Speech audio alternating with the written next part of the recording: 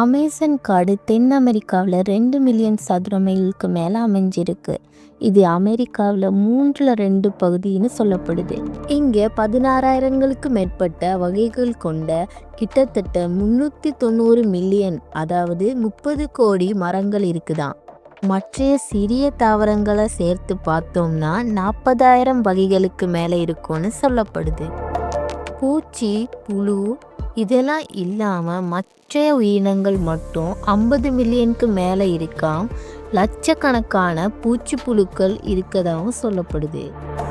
430 வகையான விலங்குகளும் 1300க்கு மேற்பட்ட பறவை இனங்களும் 400க்கு மேற்பட்ட பாம்பு வகைகளும் இருக்குதுன்னு கணக்கிட்டிருக்காங்க. இதுவரை கண்டுபிடிச்சிருக்க உயிரினங்கள் மட்டும்தான். கண்டுபிடிக்கப்படாத பல உயிரினங்கள் இங்கே இன்னமும் வாழ்ந்துட்டு தான்.